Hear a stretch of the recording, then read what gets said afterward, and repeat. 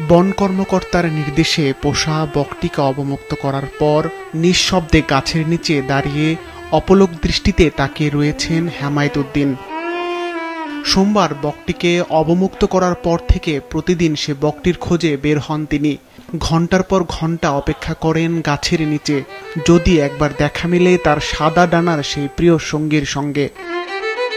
দীর্ঘ অপেক্ষার পর বকটির দেখা পেলেই হাত বাড়িয়ে খাবার খাওয়ানোর চেষ্টা করেন স্নেহ ভরে। এ যেন প্রাণীর প্রতি মানুষের ভালোবাসা ও মমতার এক অপূর্ব নিদর্শন। বকটিকে ছেড়ে দেওয়ার পর মানসিকভাবে অনেক কষ্টে রয়েছেন বলে জানান তিনি।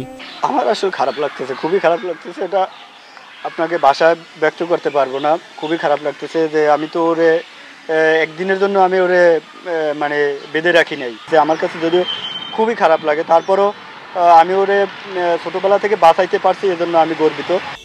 ঘটনাটি শুরু হয় 4 মাস আগে। ঝড়ের রাতে পুকুরের পাড় থেকে এই ছোট্ট বকের ছানাটিকে উদ্ধার করেন পটুয়াখালীর বাউফুলের ব্যবসায়ী মোহাম্মদ হেমায়েত উদ্দিন।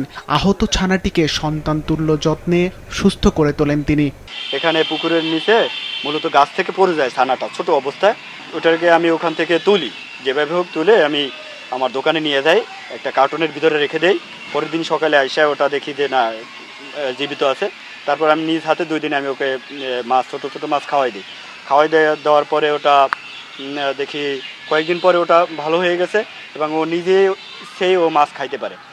বকের সঙ্গে মানুষের এমন সখ্যতার দৃশ্য দেখতে স্কুল কলেজের শিক্ষার্থী সহ ভিড় জমান দূর দূরান্ত থেকে আগত দর্শনার্থীরা।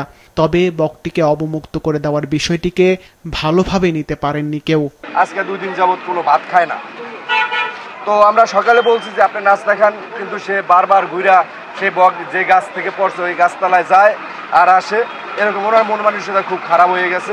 বকের প্রতি যে তার মায়ামমতা, নিঃসন্দেহে তো মায়ামমতার কারণে সে বকটিকে লালন পালন করেছে, কিন্তু বকটিরও যে হেমায়েতের প্রতি যে ভালোবাসা একটি বিরল ঘটনা। বন্যপ্রাণী সংরক্ষণ আইনে বকটিকে অবমুক্ত করা হয়েছে বলে জানিয়েছেন উপজেলা বন সংরক্ষক।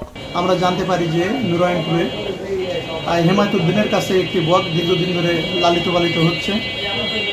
তার প্রেক্ষিতে আমরা ঘটনাস্থলে যাই এবং বকটিকে উদ্ধার করে ঠিক তার দোকানের পাশেই বকের বাড়ি নামে খ্যাত, সেখানে আমরা বকটিকে অবমুক্ত করি।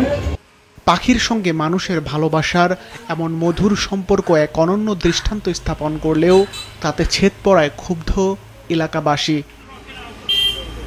সিফাত রহমান, মাছরাঙা, নিউজ ডেস্ক।